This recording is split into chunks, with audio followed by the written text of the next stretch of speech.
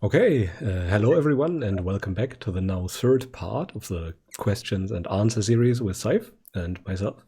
And today we will continue where we left off last time. There are still a lot of questions to go, but in the end we will have all of them finished. I'm quite sure about that. And this time around we start with another question from an anonymous person, and it goes as follows. Can someone clarify the guarding of the sense doors? I'm not feeling like I grasp the metaphor. Yeah, maybe you want to start? You go for this one. Okay. I think you're the better answer. Sure. Yeah, the guarding of the sense doors is a quite early practice that the Buddha recommended to people who still don't have their minds fully tamed. So in essence, you use your mindfulness and in essence tie your senses to a post so that you do not have to, so that you can gain some distance and can have some wisdom arising for yourself, pretty much. So whenever the eye wants to have a beautiful sight or wants to avoid some disgusting sight or anything like that, you instead guard the doors of the senses and set up the right context so that the eye or any of the other sensory organs cannot really follow what it naturally wants to do, so that you can actually gain some wisdom. So this is pretty much how the Buddha described the guarding of the sense doors. You really keep an eye on what the senses want and only allow them the good food, namely the wholesome things, and deny them the bad food that will lead to further sensual engagement. I don't think there's much more to it, to be honest. Anything you want to add? No, sounds good to me. I think, by the way, all of those answers that we discuss here can also be read up somewhere in the Majjhima Nikaya. This is pretty much the source that you can use to gain some clarity on all those kinds of trainings. Especially the first 10 suttas in there are full of wisdom when it comes to the gradual trainings that you can actually apply to your own experience and to your own practice. I know that some people think that I'm very theoretical in my approaches, but in the end, the gradual training is so simple. It is so simple what you must actually do or stop doing that it can be hard at times to realize what you must actually do, namely not acting out of unwholesome impulses. That's pretty much the entirety of all of it. And when you can summarize it in one sentence, that it seems too easy or too simple to be true. Well, this is something that I encounter quite often, that people cannot believe that this is really all there is to it. Yeah. Anyway, let us continue to the next question. This one is also from an anonymous person. Is non-self depersonalization? I mean, I have no experience of depersonalization in a sense outside of the Buddhist non-self. But I assume that for like depersonalization in the normal sense, it's much more pathological and comes out of unwholesome experiences, unwholesome tendencies, used as a cover up for your own experience, try and get away from it and so on. Oftentimes it is just an experience. It's something that happens to you. Whereas non-self in the Buddhist sense, it cannot happen to you. It needs to be developed, it needs to be understood. Also, yeah, when you are not self in the Buddhist sense, when you've abandoned the self, when you've developed it, there is full clarity, full mindfulness. And that is something that's very different from what I read in the accounts of depersonalization, where the experience feels foggy and so on. Also, in not self in the Buddhist sense, there's no you hear sometimes from the depersonalization accounts where you kind of feel like separated from your experience. So there's this, and then the true self is all behind it. Whereas with the Buddhist not self, it's not like you're looking at your experience from an external perspective. Everything in the experience as a whole is completely not self, including that consciousness, including the awareness. And so there is no room for you to stand outside of it. You're all completely within. So there is none of that removal from your experience. In fact, that's the normal experience, is that you're kind of trying to be removed and ownership and go towards and away from it and so on. Whereas with not self, you're completely within the five aggregates, and there is nothing outside of it. So it's very different. And not self in the Buddhist sense also obviously comes with freedom from suffering, freedom from ownership, freedom from craving. It's a very pleasant state of being. Yeah, I think the important distinction is that one of those states is very nice to be in, and the other is not. And as soon as something becomes a hindrance or something that is obstructive, then it's regarded as an illness. Let's put it like that. And non-self is not very obstructive, even though it might resemble depersonalization. So as it is not obstructive, quite the contrary, I would not compare it too much with depersonalization. Even though there might be some aspects where they share properties with each other. But the one is solely beneficial and only good things come through it, and the other not so much. But yeah, interesting question. Let us move to the next one from another anonymous person who asks, are all good feeling things sensuality? Can't I enjoy anything anymore? And I will answer this one. The Buddha said, and was very clear in this regard, he said that the beautiful and the ugly remain standing in the world for an Arahant, and also for a Sotapanna or any other stage in between. So the things that are good and bad, agreeable and disagreeable in the world, remain there. They do not vanish. Good and bad do not vanish. What changes is your relationship to the good and bad. So the standard person has no choice but to want more of the good stuff and want less of the bad stuff. And they have no choice really in the process.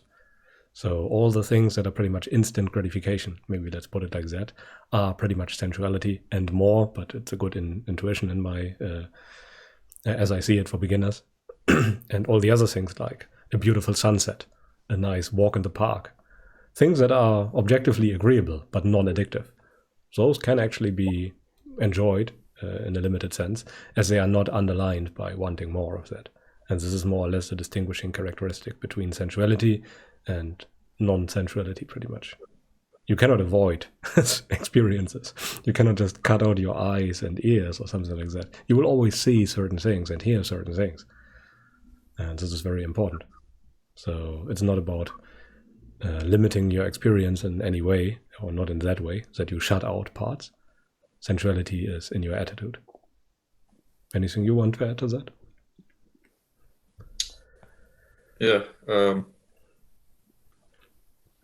It's exactly as you say, and also, in fact, the more you are restrained, it might be painful at first, but there'll actually be an increase of good feelings, obviously first from the virtue, but like you say, sensuality is not in the beautiful things. So sensuality is an assumption that you have to go after it and crave after it and get it and delight in it to get the satisfaction from it.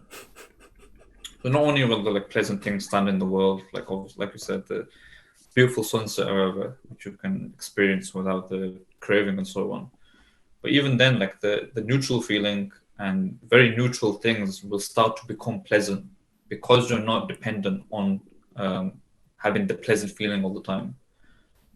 So when you're very engaged with sensuality, because it's like an infinite drive, like you always need more and more and more sensuality to get the same satisfaction. So when you restrain from that, obviously, because you're not getting that same satisfaction, it feels bad at first.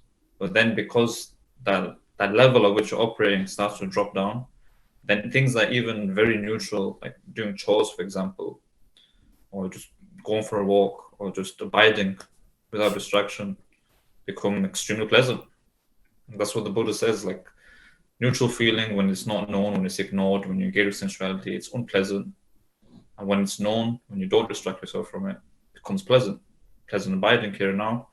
And yeah, even just like the Buddha said, even the rough robes, the foot of a tree, the fermented cow urine as medicine, all of these things will become like the most divine things in the world because you're not affected by sensuality anymore. And neutral things or even unpleasant things are just, it's like your mind is completely free from being affected by anything, and then everything feels good. Yeah. And that's what you want to develop. Like restraining yourself from sensuality, basically. It's something that needs to be seen as something that's good, that's actually producing pleasant feelings, that's actually producing something, a nice abiding. It's more pleasant to live that way. It's not like a state where you just don't feel anything anymore. No. Sorry, yeah. It's quite interesting because if you are well trained in mind, then you can, I don't know, sit in front of your window and experience great joy just from that. No distraction whatsoever. You're just looking at the world, not even following anything in particular. Even with open eyes, you don't have to close your eyes in meditation. And there is joy. There's great joy in that. Something as simple as that and so accessible. So you experience greater joy than any billionaire on their private yacht cruising the oceans, and you just have to sit somewhere. I think that's a rather good deal.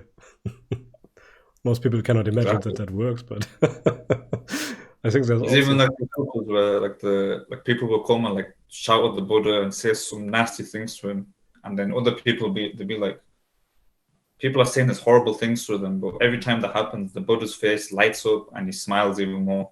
Yeah. Because every time he realizes, like, I cannot be affected by anything you say to me, cannot be affected by any unpleasant feeling, and that's, joy just arises naturally. Yeah. And that's the natural mode of being, the jhanas, everything's pleasant. Yeah. Even like the endurance is pleasant. Like when it's first quite rough, then sensual just becomes like natural mode of being. It's like, yeah, I want to do this because it's conducive to my own well-being. Yeah, exactly. It's a very, very nice state to be in. And I think we should highlight that more because all the talk about restraint and enduring sounds a bit grim at first, but it is just an at first. Then it becomes really, really nice. It is a nice abiding. You need to be patient, obviously, and it needs to be like the Buddha says, you can't just follow the virtue. The virtue needs to become like an aggregate. It needs to become like a foundation, a solid thing that it's been unshaken for a while. That's how the joy comes from it, and the blamelessness and so on. Yep. Then, in such a state, you literally just have to think about it, and you are sometimes moved to the point of tears of joy, just thinking about that, and that's rather powerful in my book. And that's not a state that many people can have. So, well, anyway, maybe enough on that question. Let us move to the next one. And this one is from another anonymous person. Are the 4 foundations supposed to all be cultivated, or just pick one appropriate one to stick with? If all, then should all be held at the same time? Is it your question? Maybe you can answer. Okay. You should just focus on cultivating one. But through cultivating one, you cultivate all 4 automatically. It's not like a 1, 2, 3, 4 type of thing, or you do one during one moment and then one during another moment. If you're aware of the body, for example, you're automatically thinking about that, which means that through being aware of the body, you're also aware of your thoughts. At the same time, this is felt. When you're aware of the body, it produces feelings. So feelings you become aware of feelings, you become aware of all of it in the right relationship, the right order. And so just by being aware, for example, of the body, all of the rest will become something that you're aware of, something you're mindful of, and something that's discerned in the correct order. So it's like a ball of string, basically, where all of the aggregates are knotted up, but if you just hold the body steady as your satipatthana, you pull the string and then everything becomes basically unknotted. And that's basically what you need to do. You don't need to do one by one. You just keep one steady and unknot everything by yourself. The foundations contain each other pretty much. So you can see them as 4 necessary conditions for all of them to be there.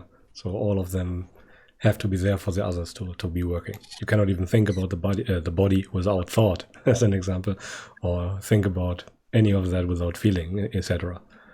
So yeah, just pick the one where you feel most comfortable with, or where you feel most drawn to, I would say.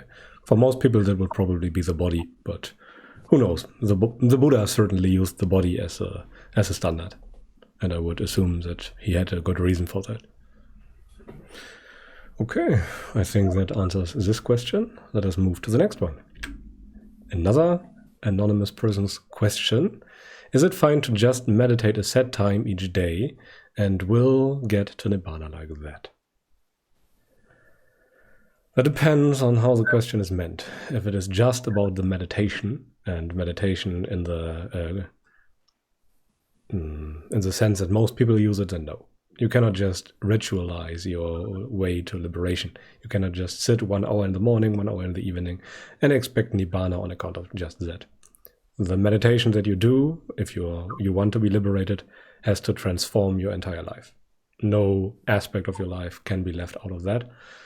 And if you meditate in a way that only transforms, 1/8 of the day, then that is not enough. It has to encompass everything. Otherwise, there will be blind spots, and those blind spots will cause you suffering.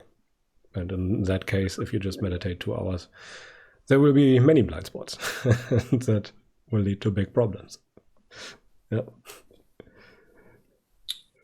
You need to do the work of actually renouncing sensual pleasures. That's the main thing. And you can't do that during meditation. That's just dependent on whether you live your life without sensual pleasures or not. And meditation can give you like the right things to look at maybe. But the main work is done outside of it by not engaging with sensuality and then contemplating.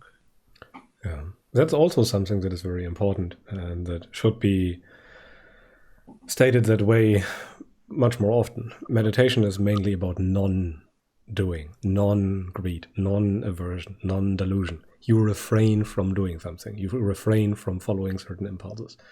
This is why there are so many diverse different paths from different people, because they are all kind of individual, and the same thing for me can be wholesome, while the same action of another person can be quite unwholesome, as it always depends on my own motivation and the motivation of another person, which can be different. And this is very important, and a lot of work must be put into this kind of contemplation, and based on that, insight can arise. Yeah, I think that answers this question. You have to do much more than just sit. In fact, the main work is not done sitting.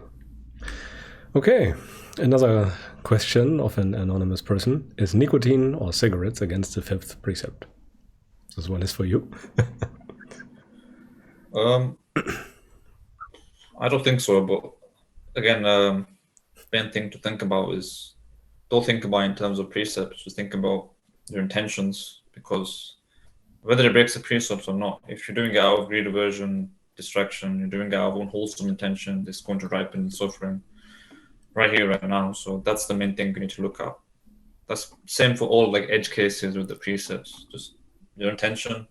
If it's rooted in something unwholesome, you need to be restraining it. You need to be not acting out of it. Yeah. And also you cannot really cheat your intentions. They are there, clearly visible if you look. And it's very clear if you do something out of greed, aversion, or delusion. But most people are not trained in that regard. They are very used to not looking in that direction, and so they do not notice. But in the end, you only kind of need those 3 rules. The Buddha was very clear on that. There was once a bhikkhu who wanted to practice Buddhism or practice the Dhamma, but could not, as there were like 150 rules at that time, and he could not remember all of them. And then the Buddha said, "Can you keep 3 rules?" The monk said yes. And he said, "Okay, do not act out of greed, aversion, and delusion, and you're good." And that is exactly how it is. This is the one statement that kind of contains, except for the dependent origination part, pretty much the entire training. You need the right view, but yeah. Okay, then let us move to the next question. And this one is again from another anonymous bhikkhu. How can I practice Buddhism if the path starts with the right view? Yeah, this is another question that I receive quite often, where people want to know if right view really comes first, as the Buddha said. How can I even start? And the point here is that the Dhamma part, namely the noble part of the path, starts with right view. The part that is actually world transcending. The training, the practice, as the Buddha described it, starts way before. You practice virtue way before you can actually see the Dhamma, see anicca and all the three characteristics clearly. So you must practice in that way before and attain the mundane right view and self-honesty, responsibility, sense of shame, of wrongdoing, and all those things way before you actually make a breakthrough to the Dhamma. So the supramundane part starts with the right view, the actual right view. Oh, anything you want to add?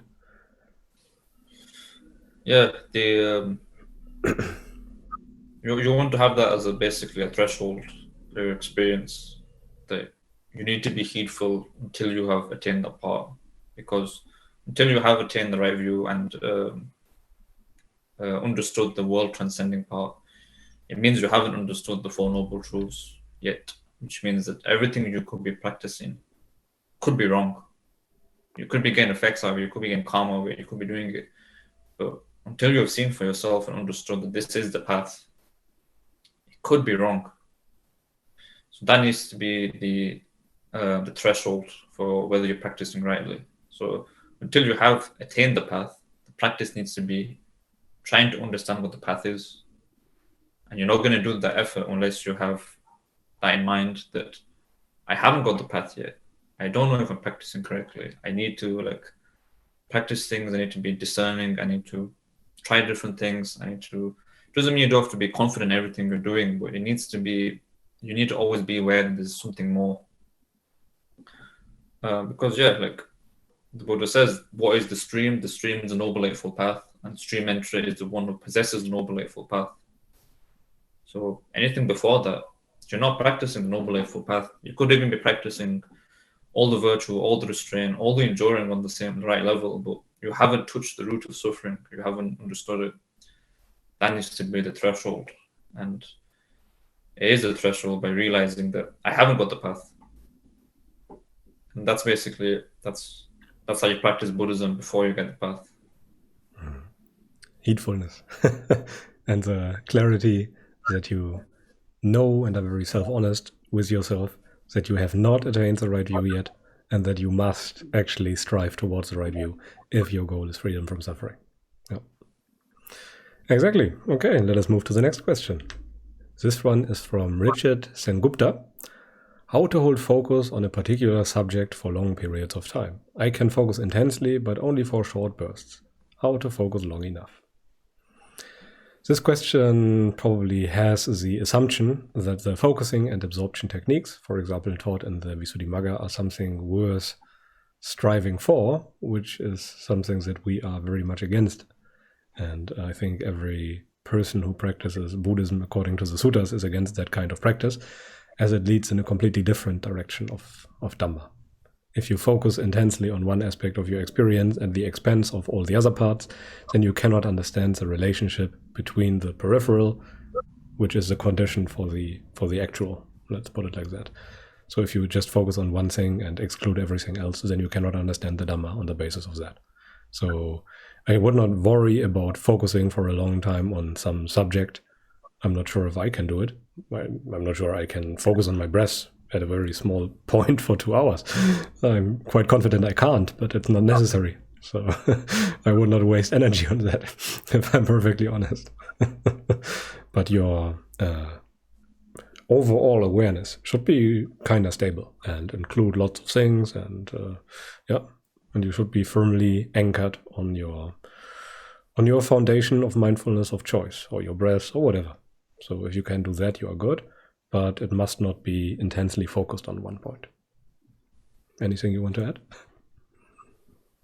Yeah, exactly. If you're not focusing on one point, then what you're doing basically is allowing things to arise and then not being taken up by them, basically. So the more you become proficient in that, for example, allowing sensual impulse to rise, allowing intentional distraction to rise, and then not be pulled by them, that's how you're able to then, the mind becomes malleable, and then you can direct it wherever you want, basically. But as long as you're doing the focusing and you're focusing on a specific point, that's going to be dependent on certain energy drive that's always going to run out, basically. Whereas if you are able to enjoy on that level where impulses arise and you just let them be, you're not acting out of sensual impulse, that can be put into tireless energy, which can be infinite, and then mind becomes very malleable and you can direct it to certain points. But again, you need to be already established in virtue, senses trained for a long time, already developed the patience on the level of your whole life, not just meditation. And then, mind will become malleable at some point and you can direct your mind wherever you want. Yeah. I think the Buddha, shortly before his awakening, said the same thing. He said, when he abandoned the unwholesome qualities, tireless energy arose in him. And that is what happens. It becomes effortless and thus tireless in a sense. Yeah. You need to put effort into it. That's why you can't focus for long. It's because it's effortless that you can't focus for long. And that only happens when you're restrained from sensuality. Okay, then let us move to the next question. This is another question from an anonymous person who asks, my lay life is so crowded and the conditions are really bad. Yet I am bound up here. Is there any chance for me at liberation? It's very similar to a question we already had. Yes, there is a lot of chances for you at liberation if you are heedful and actually try to practice the Dhamma. Then your life will naturally cool down and the circumstances will get better and better over time. So you will naturally shy away from those behaviors that make your life more crowded. Don't do those things that lead to more distraction and more sensual engagement. And the more you practice in that direction, the simpler your life will get, based on the right kind of training. And at some point, there can be the breakthrough to the Four Noble Truths, which is the understanding of the Dhamma. And at that point, you are at least bound for Nibbana, even if you cannot attain it in this very life due to all kinds of very bad conditions. But it's good enough. Anything you want to add?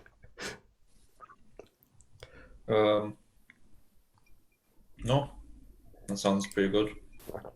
Okay, then let us move to the next question. And this one is from an anonymous person. Should I spend time reading modern Dhamma books, or is it better to just read the suttas? Your question?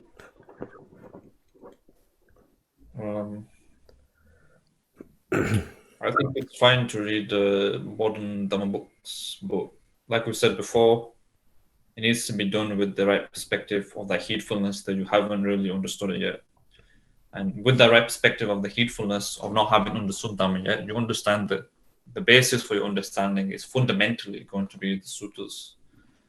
That needs to be the absolute basis. And any Dhamma books reading or Dhamma talks or anything external to that needs to be to the extent necessary for you to understand the suttas, which are your main focus, and not the other way around. You should never really replace the suttas with this modern Dhamma book that you follow or so on. It needs to be on that fundamental basis, the suttas. And that's basically it, really. It's the same as following a teacher, basically, is that you need to be aware that until you have understood it, you don't have the right perspective on whether they have got it right. The only perspective you have is the suttas. So you need to be, obviously, the suttas, you can't really understand them in this day and age immediately on your own. It's going to be very hard. Lots of wrong views people have accumulated. So you probably need external help, but it just needs to be done consciously. And you need to not dive too far into them. You need to be comparing them with the sutras, basically, which is what the Buddha recommends. Neither affirm nor deny what they say, but check if it's included within the sutras, how their interpretation fits with a holistic understanding of the sutras and not just one specific sutta. And then, external books can be useful. Mm-hmm. Yep, exactly. I don't think I have anything to add. I like external books as a starting point, again, because of all the accumulated wrong views. And then based on that, check the sutras again and again and make sense of them. Yeah, let us move to the next question. Oh god, this one doesn't even fit the slide. It's a bit too long. How do I choose to let the body endure something the mind is registering as harmful, such as pain when sitting?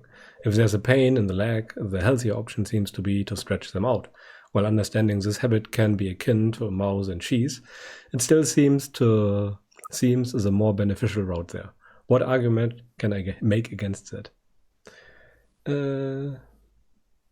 It's more beneficial for the body to have a developed mind.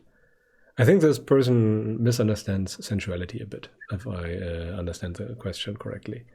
So it is perfectly fine for you to move your body if there is a legit concern for your health and safety. Then by all means, that might be a craving, but it's a good craving if it keeps your body healthy and free from pain, because pain makes it very difficult to focus and concentrate and everything and be composed. But if it is just an impulse that you cannot sit still, then it's better to endure that. It's not very harmful to be in one posture for like 30 minutes in most cases, or an hour or something. So if it's just the urge to move for the sake of moving, because you cannot sit still, because you are bored or something like that, then it would be better to just sit through the pain and endure it and learn something from that. And it will probably very quickly go away. But if it's a legit health concern, then by all means move. If it's not underlined by additional craving for more movement, then it's fine. But if there is the tendency that as soon as you start moving, you switch posture every minute, then it's obviously not so fine. And it was a wrong motivation. Anything you want to add to that? Yeah, if it's for distraction, just don't do it. But if there's like if you're sitting in an awkward position and it's like if you sit for longer, it's going to like actually hurt your legs. There's no reason why you have to stay like that. Like moving your legs on that count doesn't necessarily mean in the future, if I'm faced with unpleasant feelings, I am necessarily going to have the attitude of not wanting it. That's not necessarily bound up with it. So like the Buddha, for example, even though he's completely free from aversion, if his back hurted, he'd be like, I'm going to go stretch my back out. And that's completely fine. It doesn't mean like in the future, if I'm ill, I'm not going to be able to handle it because I, move my body on this account. So you need to basically be able to understand, like the flow says, whether it's done out of distraction or whether it's out of genuine concern. Because, move your leg, it's fine. What you need to be doing is not acting out of distraction, not acting out of impulse towards sensual pleasures. Anything done within that, like I need to move my body because it's painful right now, it's completely fine. It's not done out of that unwholesome impulse necessarily. Mm-hmm. Yeah, okay. I think that answers that question. I think we have maybe time for one more. Let's move on. Another anonymous person asks, would you say mindfulness of death is the fastest way towards sensual dispassion? This one is for you. Yes, but the most sharp as well. And it's the hardest to like keep in mind as a constant, basically. As you can do it in short bursts, but really if you want to get the full effects of mindfulness of death, it needs to become like not just something you think about sometimes, but like a framework for the way you act as a whole completely. And that's something that's quite difficult to do, especially if you're fully immersed in sensuality. But if you can develop that framework, then yeah, it's completely impossible to go towards random sensual pleasures while you're conscious of death. You can't enjoy a random movie while you're conscious that you could die any second. That's completely impossible. So yeah, it is the fastest, but also one of the sharpest, most dangerous. Mm-hmm. There was a sutta where many monks committed suicide when they were practicing mindfulness of death, as they could not bear it. And they were very likely more developed than the average modern day practitioner. So it's probably not a good idea for most people to do it. Simply because they can't. You can try to keep the context of mindfulness of death there, but it will vanish. It slips from your mind automatically, as your mind wants to get away from it as soon as possible, as it is a very uncomfortable thing to do. So it really takes a very strong mind to even do that. And for most people, I would say that mindfulness of breathing is much better, or much more suitable. But even if you can't develop it as a framework, it's still good every now and then to think about death. Absolutely. That'll increase discernment and the urgency. Yeah. You can only go so deep into sensuality if you know that you might die at some very near future point, as the enjoyment of sensuality is very much coupled to the assumption of permanence of that pleasure that you might attain. We ignore that pleasure is very transient, and only then can we enjoy it. Okay, I think that brings us to the next question. Okay, then we come to the next question. This one is from an anonymous person, and the anonymous person wants to know, does hunger work well for noticing the pressure of craving, or is that not very beneficial due to the health risks? I can't remember if you or I started. I will just answer it as good as I can.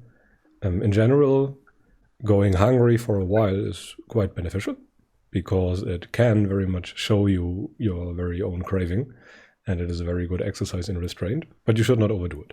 In the beginning, the Buddha, when he was still on the level of a bodhisattva, he very much tried pretty much to starve himself, which did not lead him any closer to liberation. But whenever he was questioned by others, if going hungry compared with going very satiated is preferable, he always leaned towards a bit more restraint. So overall, it is a good idea to be a bit more restrained than necessary, because the mind naturally inclines toward not being very restrained.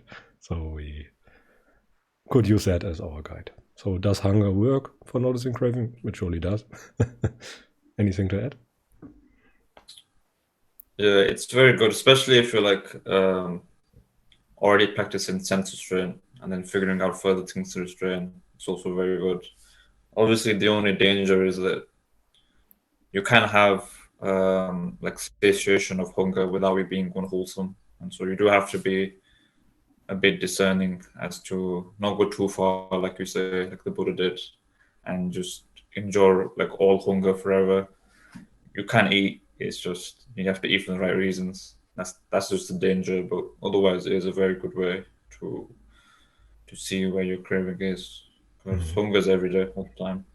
No, I think the Buddha even advised us to stop eating like 5 bites before we are truly satiated or truly full, and thus make sure that we don't overdo it. Yeah, I think that summarizes it quite well. Maybe we should add that there is no easy rule of what we should avoid, like when it comes to eating. It always depends on your motivation. So you have to be very careful and very observing when it comes to your own experience. So there's no simple rule as to the 10 commandments or something like that, where you should just avoid certain activities and everything else is fine. Some activities, or sometimes eating is wholesome, sometimes it's unwholesome. If you're a foodie, then it's very much unwholesome in most cases. If you just eat for the sustenance of a body, then it's perfectly fine and perfectly wholesome. You need a body. You need a functioning and healthy body even for spiritual striving. Yeah, I think that's enough for that question. Let us move to the next one. This one is again from an anonymous person, and he asks, are people like Thanissaro just lucky that their natures brought them to arahantship before others' natures did? That's for you. No, it is always their actions that make them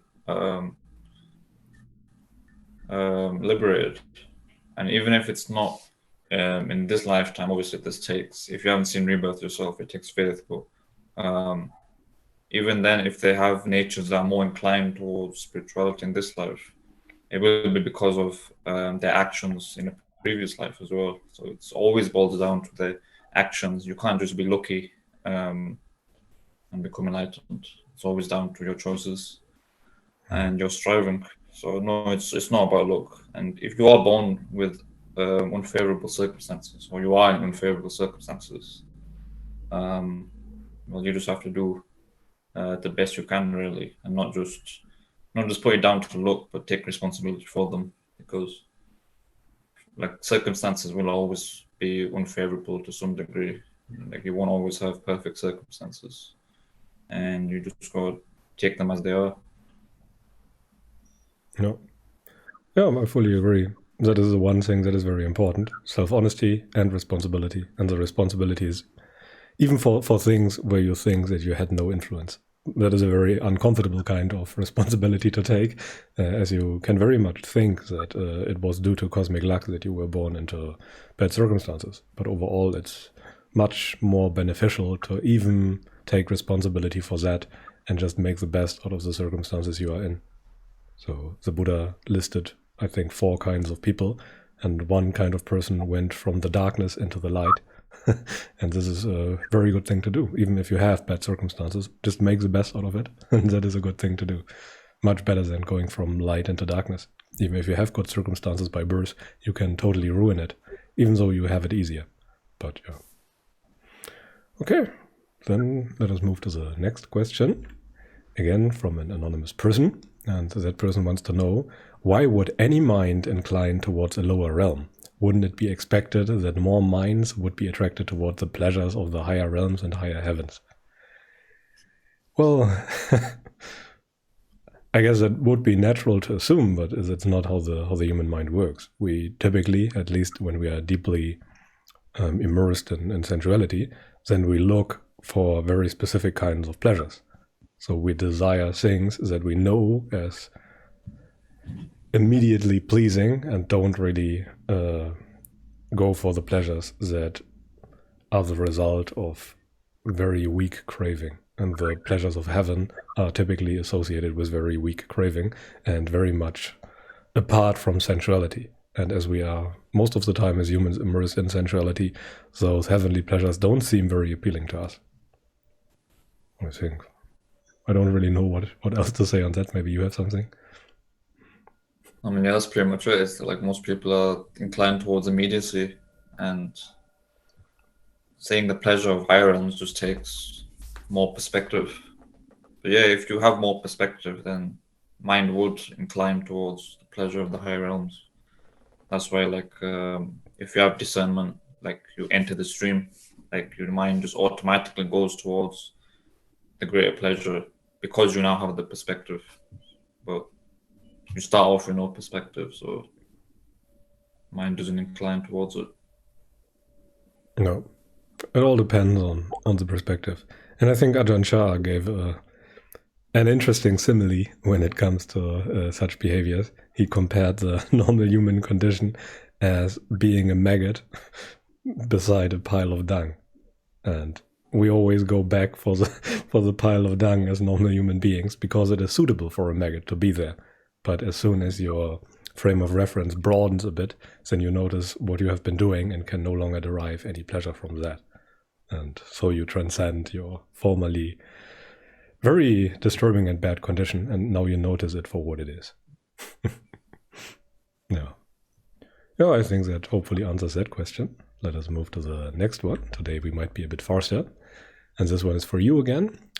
And another anonymous person wants to know, what do attainments matter if the unconditioned is the same for everyone? It would seem even the Buddha's attainment would matter not after the breakup of the body. So, for example, why would Sariputta take an extra week to awaken?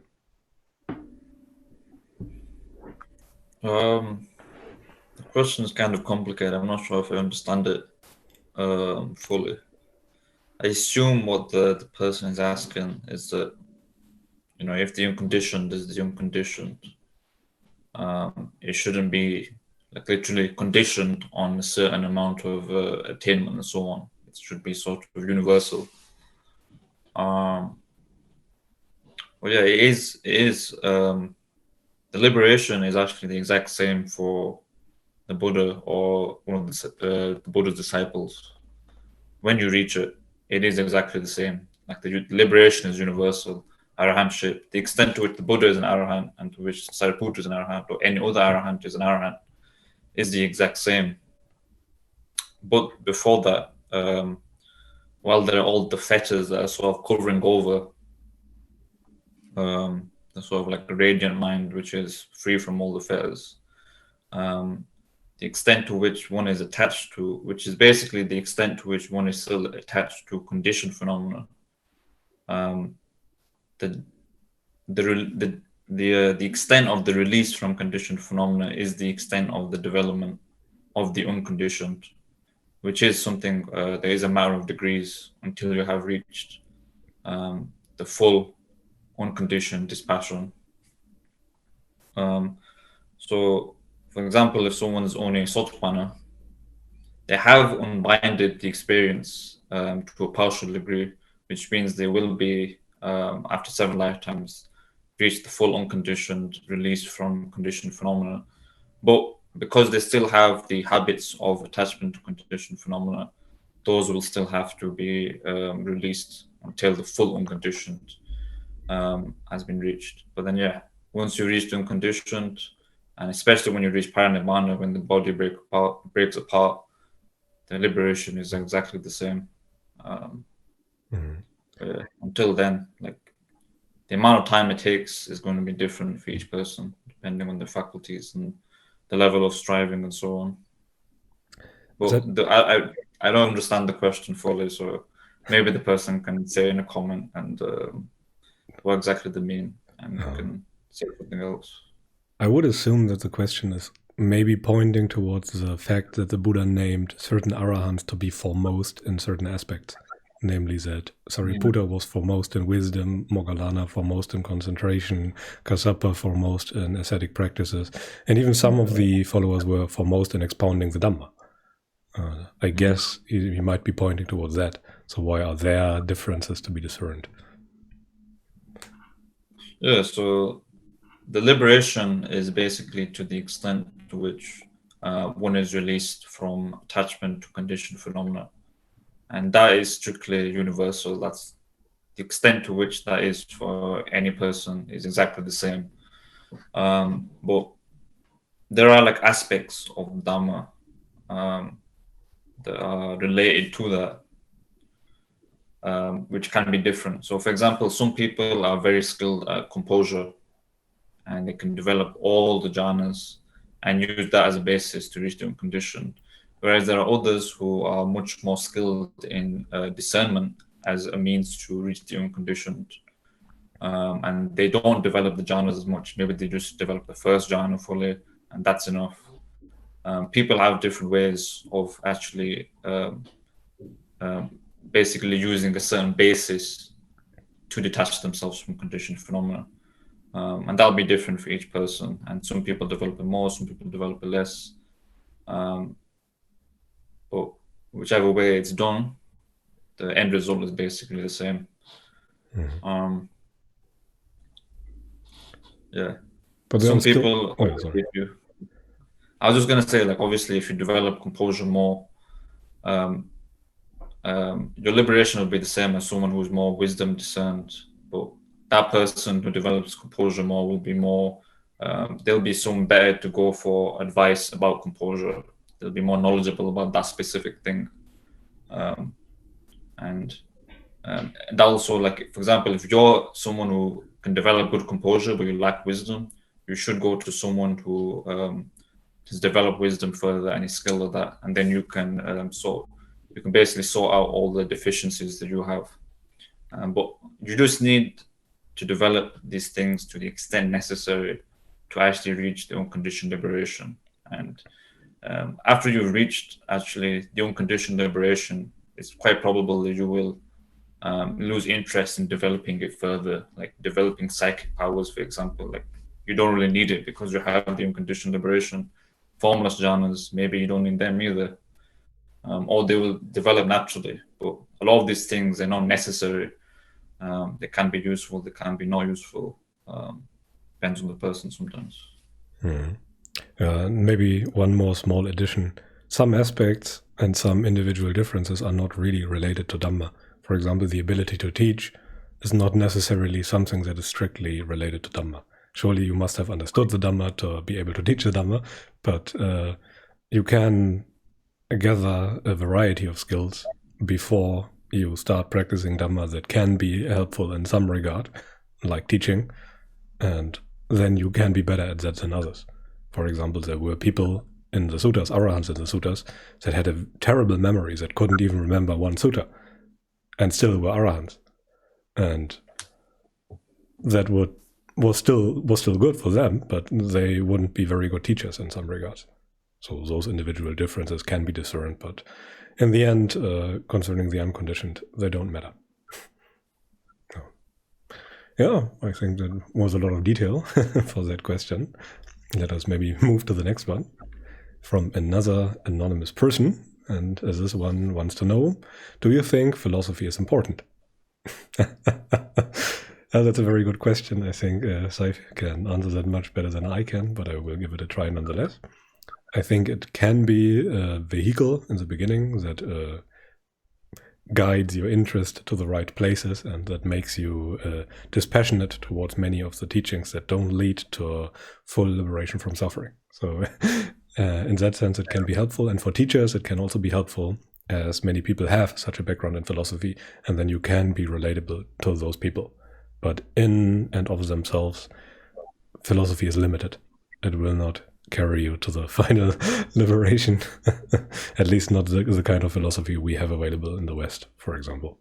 But yeah, Sai, you probably have something to say on that. My background is in philosophy, and I came to Buddhism through philosophy. So for me, it was exactly as Flav said. Like I would go through different philosophies, and then I'd realize basically, exact same as you do with sensuality, like the extent of the gratification from them, the danger in them, and the escape from them. Like you literally realize, like, they give relative insights, but they're not really giving you the full release from suffering that you desire. And then, especially when you get through a lot of them, you start to see the danger of all these contingent viewpoints that you just get lost in.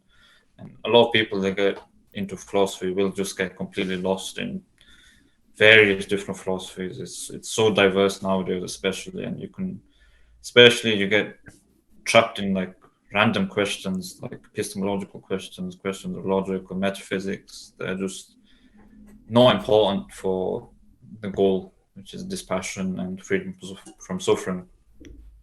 So if you have sufficient faith in the Buddhist teaching and you're already practicing and so on, it's not really something you need to do. But if your mind inclines towards it, you can study it. It can be helpful. You just need to be conscious about it. Study philosophers that talk about suffering and its cessation. Don't read like random philosophers. Don't read like Kant just because other philosophers say so. Read like Plato or Kierkegaard, Spinoza or something, and see what they say. See where maybe they have wrong views, maybe the relative insights they give, but always then relate it back to the fact that it's the Buddha that gives you the way out. And the Buddha isn't like a philosopher is like a lover of wisdom, but the Buddha isn't a lover of wisdom. He's someone who's actually attained wisdom. That's why he goes beyond the domain of philosophy. And, yeah. One could even say that Buddhism is the end of philosophy. Yeah. There's no more to That's why attain. I said earlier, like, same with sensuality. You see the extent of the gratification, the danger in philosophy, and the escape from philosophy, escape from views, escape from everything. No, the Buddha was very.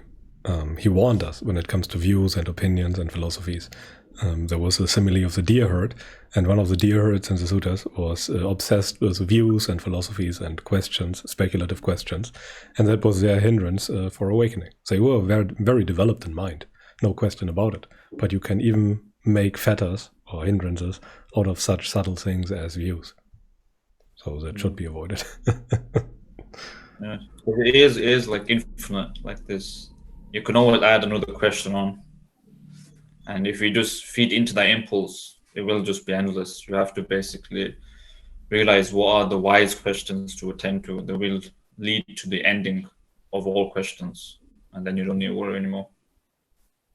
Yeah, very good. I think that is more than enough on that question. Let us move to the next one. This one is from another anonymous person. And that person wants to know, hey, for karma, is it the content or the quantity or both that would result in the, for example, karmic debt?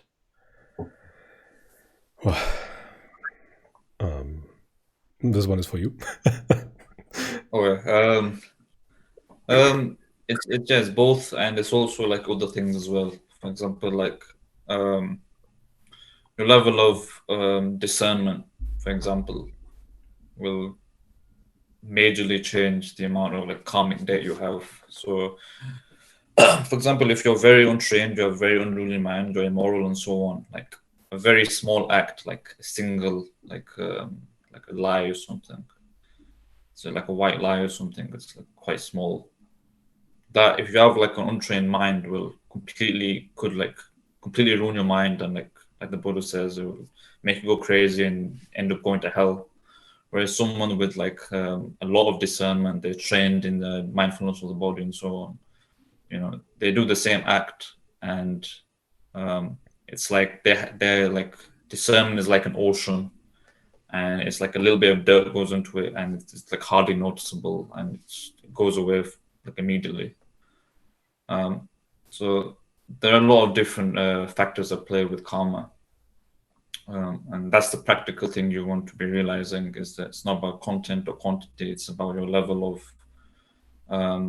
discernment, basically, and restraint that allows you to take on any further karma. Any falling away from it will be lessened by what you've already trained, basically. And that's the thing I think one should focus on. Yeah. I don't think I have anything to add on that. Perfect. Let us move to the next question from another anonymous person. And that person wants to know what causes a mind to realize the truth. And I guess the truth in this context would be the right view or the stream entry. That is usually, or the truth of the three marks. That is usually what is referred to as truth, I guess. And what causes us there to see that? Well, it has two conditions that are named in the suttas. The one would be an utterance of another, and the next one would be yoniso manasikara, namely the womb attention, namely seeing how certain parts of your experience causally depend on other parts of your experience. So when those factors come together, and based on the gradual training, then you would automatically realize the truth. So the discernment of the truth should be regarded as a result of the gradual training and the other right preconditions that come together. So that is how the mind sees. This is why we need the instructions of a Buddha or a disciple of the Buddha to see the truth generally.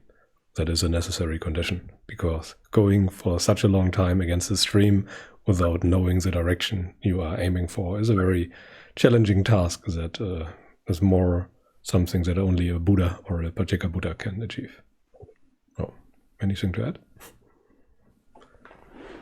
Yeah, sometimes the Buddha gives like a bit more of an extended version of that. Like instead of utterance of another, they'll be like, you know, keeping around good people. And then it'll be like, you know, you do yoniso manasikara, and then it'll be practicing in line with the teaching. But yeah, as basis, it's utterance of another and yoniso manasikara, seeing the pen origination, and that's pretty much it. Yeah, that's like the whole practice, really. It is.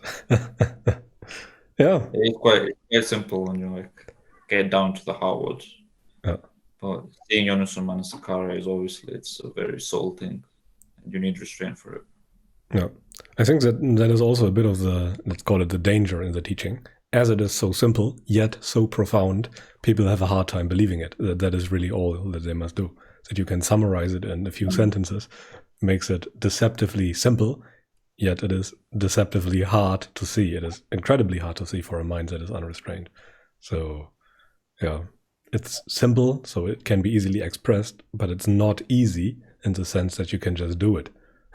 You have to train in various regards and for a very long time before you are able to see that very simply phraseable truth. Oh. Okay, I think we can move to the next one. This one is from Tracer Reaper from YouTube. If you attain the right view, you can't lose it, right? And if you enter the stream, will you naturally reach the end? This one is for Saif. Yeah, you can't lose it. It's done forever. Like self-view can never ever return. You can never take up sensuality as pleasant or any of that stuff. Like literally, instead of like the self being the basis of existence, like whatever you do, whether you're aware, you're not aware, whether you do an action by body, speech, or mind, it's clarity is just always there. It's done on the basis of something you can't own, and therefore there is no self-view anymore. And because of that, because you've entered the stream, you will naturally reach the end, because the dispassion is there. It just needs to be fully developed. and it will develop by itself if you let it. Obviously, if you practice further, you can just speed it up, and right now, you can reach the end in this lifetime. But even if you don't reach the end in this lifetime, you will have to reach the end. And if you get the right view, you will also know that you will reach the end. It's like if you're in like a burning house and you realize the way out, basically, that you didn't know before. Even if you stay in the house for a while, you know exactly how long you have left and that you will exit no matter what. And that's basically it. There is a tremendous amount of confidence that also comes with attaining the right view. So it's very hard to shake you from that point onwards.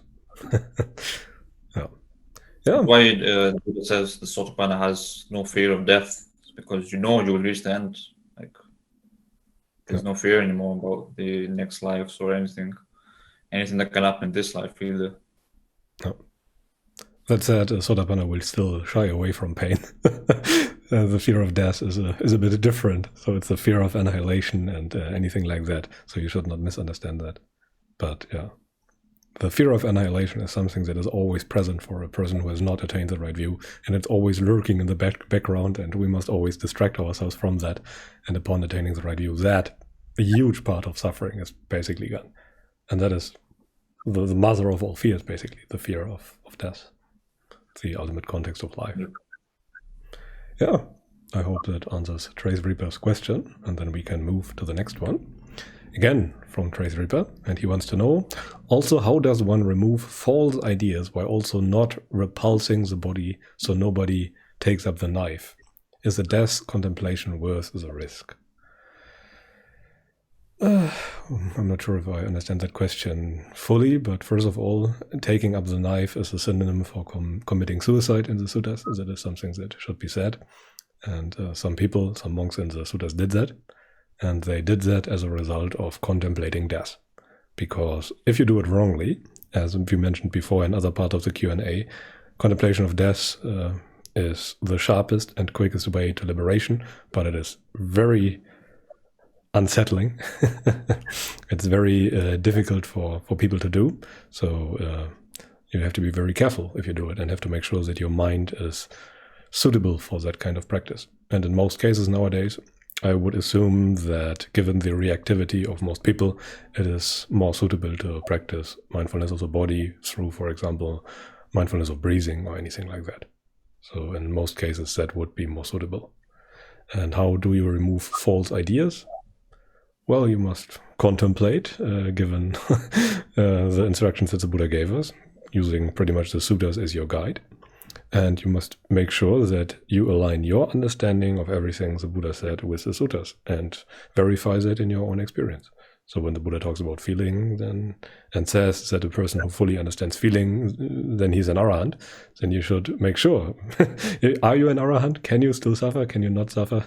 And if you can still suffer, then you probably haven't understood feelings fully and should make an effort to clarify that aspect. So you always should make sure that you use that as your guide. Anything to add? No, pretty much.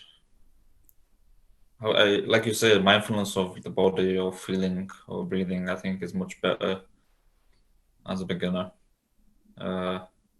Mindfulness of death, I think, should only really be done if you can be like secluded and not distracted, and you allow neutral feeling to abide without any distraction. If you can do that and you can let the anxiety of boredom arise, then death contemplation has a suitable basis there. But if you're like untrained and you're easily distracted, then death contemplation really leaves like no room for any place to hide from impermanence, like, completely. So you need to be well trained beforehand, really. Mindfulness of the body, it's much cleaner. It's less risks. And when you say that a person has to be pretty much able to endure boredom, then that's already kind of close to jhana. So when you have access to that, then you can do mindfulness of death, surely, because you are very non-reactive when it comes to your emotions. But most people don't have that. And it's very unlikely that a person nowadays will have access to that before they have the right view. So in most cases, another form of mindfulness is much more suitable. No. Okay, I think we have time for maybe one more question, if I see the remaining time here correctly. And this one is from an anonymous person again. And that person wants to know, can you be attached to neutral feelings? Was that one for you? Yeah, I think this one's for me. Not really. You can't really be attached to neutral feeling in the same way you can for pleasant feeling. Mainly because in the regular experience, you don't really experience neutral feeling per se. Because you do experience like neither pleasure nor pain, but it's always associated with the pressure we were just talking about, the pressure of boredom and the anxiety of it. So neutral feeling is always felt unpleasantly. There is no neutral feeling really. It's either you're going towards pleasure, you're going away from pain, or you're distracting yourself from the pressure of neutral feeling. And neutral feeling is actually developed basically through releasing yourself from the attachment to distraction, which means, first of all, you have to be already restrained from going towards pleasure and going away from pain, which means basically to experience neutral feeling, you just have to be secluded from craving, which means, of course, you can't be attached to it. Like neutral feeling is basically just the jhanas. That's why culmination of jhana is like neither pleasure nor pain, purity of equanimity. So one shouldn't really fear neutral feeling. It's really the best. It's equanimity basically. Like you can be attached in the sense of like the higher fetters. You are still like attached to jhanas in that sense, but even that it's not really in the way you think of attachment in terms of like sensual pleasures or attachment to the body and so on. It's like the most subtle attachment in the world. Like you're basically an arahant at that point, so it's not something you should worry about. So developing neutral feeling, it's a very, very good thing to do. You shouldn't worry about it. The Buddha also called it, he didn't really call it a neutral feeling. Most of the time he said it is a neither pleasant nor painful feeling. He always used those negatives to describe those things. And in many cases, it's better to use the negatives, in my opinion, as it describes the absence of something, which it is. A neutral feeling is the absence of something. And maybe concerning one statement of the Buddha, I think at one point he described the state of neither perception nor non-perception as the most sublime worldly thing that you can be attached to. But again, as Saif mentioned, it's not really an attachment in the classical sense. Before the Buddha, it was possible to be attached to that state and still not having entered the stream. But right now, that's basically impossible. It's like, I don't think that people can do that. Yeah, it's attachment in the sense that it's not yet like Nibbana basically, or it's like it's far and away from any sensuality. It's extremely lofty mind. So yeah, don't fear it basically. No, I would not fear it. Don't be heedless, practice jhana. Because practicing jhana is being heedful. Otherwise they wouldn't say it like that. No. Okay, I think that answers that question. Our recording time is nearly over, and I think this is a good time to end this QnA number 3. And yeah, if you have any additional questions concerning this or any of the other Q&As, feel free to post down your questions below. As it seems right now, we will have at least 5 Q&As in total. And yeah, thank you very much for watching, and we will see us again in the next Q&A part. Goodbye.